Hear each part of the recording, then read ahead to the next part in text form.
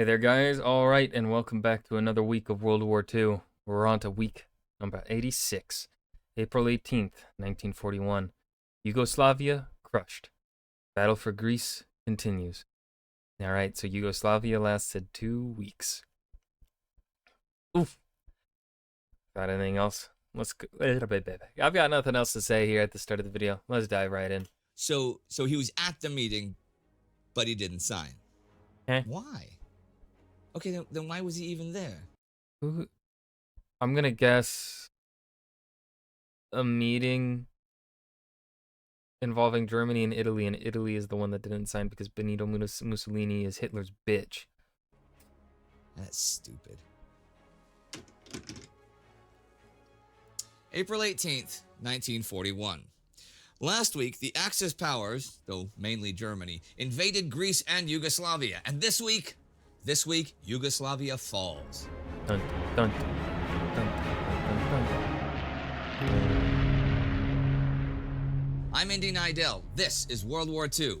Last week, as I said, Axis troops invaded both Yugoslavia and Greece. The British command in North Africa was captured, though the Allies captured Addis Ababa in East Africa, and the US occupied Greenland. Here's what follows. 3 separate ground forces are converging on Belgrade, the Yugoslavian capital, as the week gets going. There's von Kleist's 1st Panzer Group, which had crossed the border near Perot, taken Niš, and then headed north along the Morava Valley.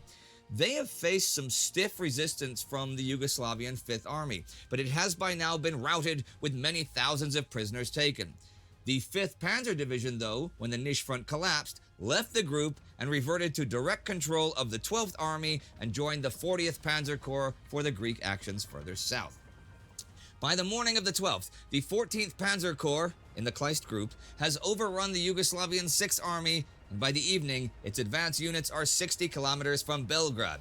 There's also the 41st Panzer Corps, which attacks across the southern part of the Banat, crosses the border north of Vershats, and enters Pančevo, less than 20 kilometers from Belgrade on the 11th, before racing for Belgrade from the northeast.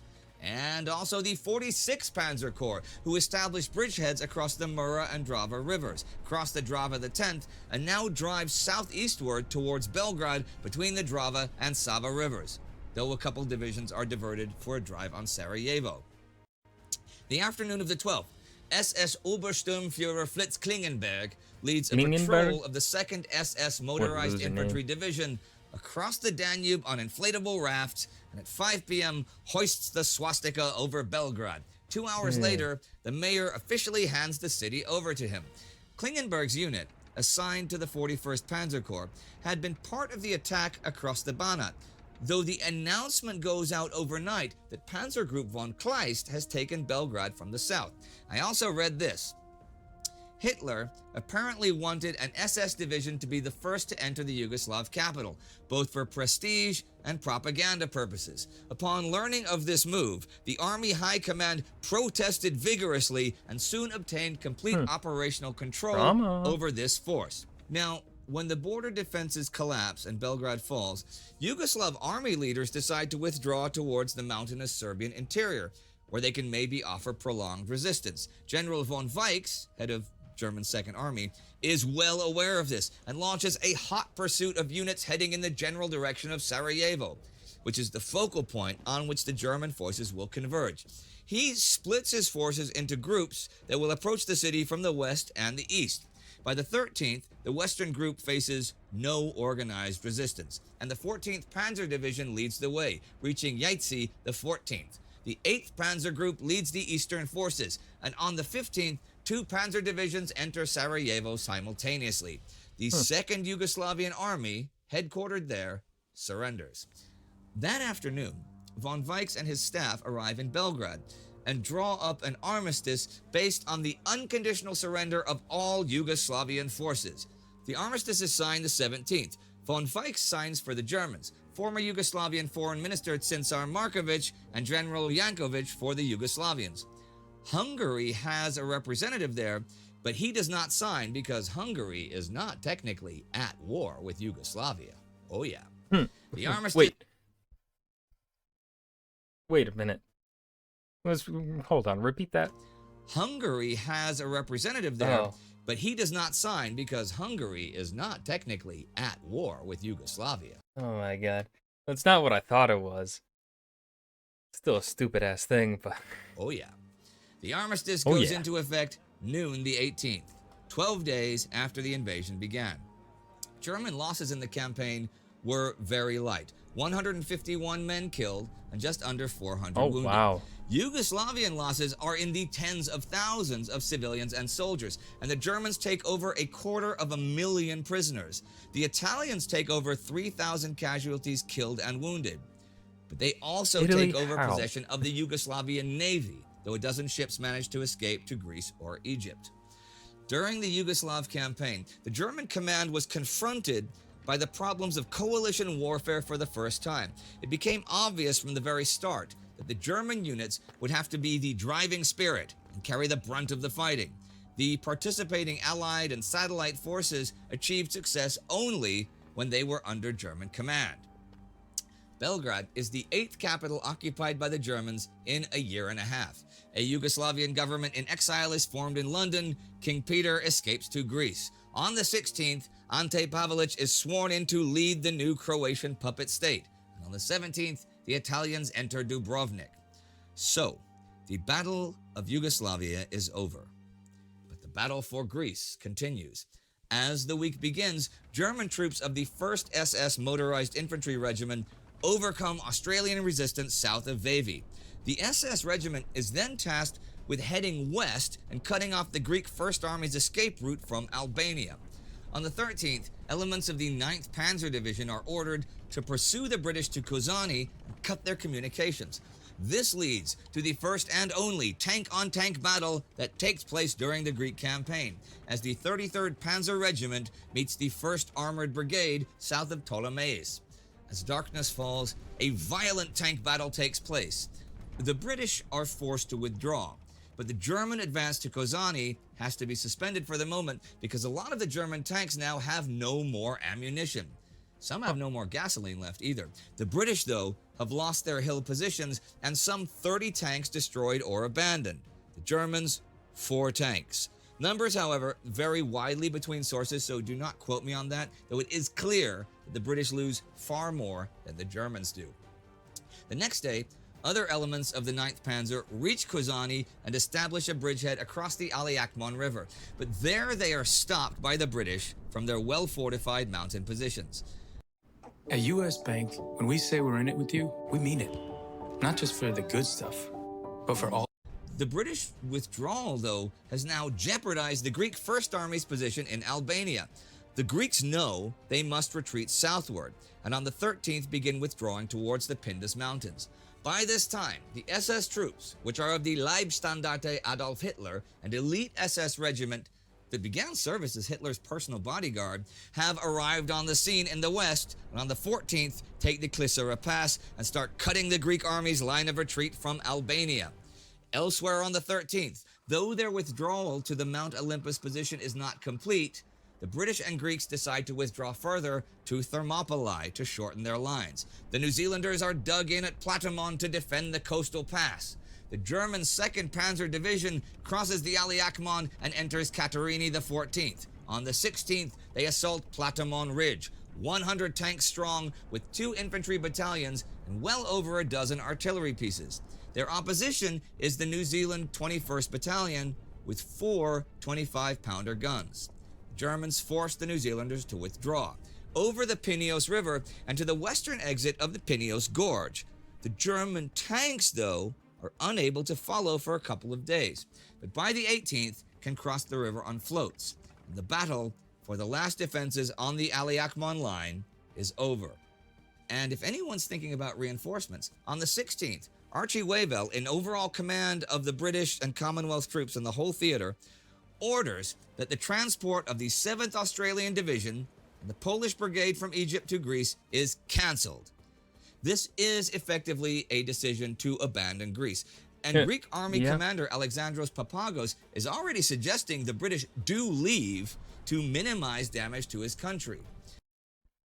You know, here's the thing. Britain, what you should have done, okay, is leave the troops in Africa to secure Africa first, so that if the Germans wanted to land in Africa, they would have had to commit a naval invasion of which you could easily repel. It's a lot easier to repel that than it is to repel a force that has already landed, right? And then, by securing Africa like that, you could commit more forces and resources to the defense of Greece. Now, of course, the timing of this perhaps could have forced Greece to need to stand on their own against a combined Italian-German offensive, but for a time. But it would have allowed you to, commit a bit more heavier instead of stop diverting your resources to diverting yourself like that just never goes well. You gotta stay focused.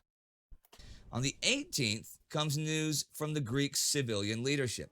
Greek Prime Minister Alexandros Korizis commits suicide this day. Another one. There are several theories and suggestions as to why this happens, from the banal to the sinister. But as to concrete events, he has a private meeting with the king, after which he is described as extremely despondent. The death is reported at first as a heart attack, so as not to panic the general population. Other nations' leaderships are meeting with each other this week as well. On the 13th, Japan and the Soviet Union sign a neutrality pact. This is a 5-year pact and gives both of them advantages, since if they don't have to worry about each other as possible enemies, Joseph Stalin can focus on Europe and Japan on Southeast Asia and the Pacific. The next day, Stalin approves a directive for the military districts on the western frontier to be put into combat readiness. They are to complete and mount the gun emplacements, and in places where the equipment to do this is not available, they are to still mount the armored doors and maintain what equipment there is. 2,300 artillery emplacements fall under this directive. But because of shortages, well over half of them will not be completed or equipped over the coming weeks. The day after that, the 15th, a German plane is forced down near Rivne, over 150 kilometers inside Soviet territory, and the pilot is found to have a camera, exposed film, and a local topographical map in Let me guess, the Soviets let him go free. his possession. At the end of the week on the 18th, Stalin issues another directive to the General Staff to substantially increase the number of troops defending the border. There is, however, a lot more going on in the active war this week. On the 16th, the Germans retaliate for the British Berlin bombing raid last week and heavily bomb London. 2,300 people are killed. Damn. Malta is again bombed by the Luftwaffe. It's a real thorn in the side of German maritime supplies across the Mediterranean. But it's not just Malta. On the 15th, 4 British destroyers intercept a German Africa Corps convoy. They sink all 5 troop transports and its 3 Italian destroyer escorts. They lose 1 of their own number. The Africa Corps in the field, after the successes of the past few weeks, does not have a good week this week. On both the 14th and the 16th, Erwin Rommel's forces attack Tobruk, which they have under siege, but the attacks are repulsed both times. There's also inconclusive action in East Africa. After losing Addis Ababa last week, the Italians retire along the highway towards Dessie, now pursued by the 1st South African Brigade. The two sides begin skirmishing on the 17th, and as the week ends, the Battle of Kombolchia Pass begins. This happens in rough, mountainous country in cold and wet weather. Throughout the battle, the dominant motif was the strength, accuracy, and persistence of the Italian artillery. This gave a foretaste of its quality on April 17th, and it continued to render the road impassable and the approach through the hills perilous. And far to the northeast, late in the week, British troops from India begin landings at Basra. These are from the 20th Indian Brigade. They are to secure the British oil interests that might be threatened by the recent coup that brought Rashid Ali, no fan of the British, to power. By 1930 treaty, the British are allowed to send troops across Iraq to and from Palestine. And without German help, Rashid Ali is not in much of a position to complain about this. And with that, I will end the week. A week that sees the Greeks holding out but pulling back, the Yugoslavians defeated, the Soviets making plans, small battles around Africa, and this. On the 17th are secret talks between the Americans and the Icelandic consulate. The Icelanders agree not to resist an American occupation to replace the current British one. Hmm. So Yugoslavia has now been occupied by the Axis powers, some of whom feel they have a real axe to grind, whether culturally, religiously, historically, or whatever. And what will that mean for the people on the losing side? Well, certainly nothing good. And by nothing good, I mean thousands and thousands of them will be killed. That's pretty much the only thing certain in this war, killing and killing by the thousands. We did several episodes about Yugoslavia in the interwar period on our And that was week 86 of World War II. April 18th, 1941. Yugoslavia crushed. The battle for Greece continues. This was yet another week where it's just things happening, but they aren't things that really you can discuss. Like, it's just troops moving, battles happening. We haven't been to Japan and China in a little bit, so I wonder how that's going. But yeah, I hope you guys enjoyed. Remember to hit that like button and subscribe for more, and I'll see you guys in the next video. Peace.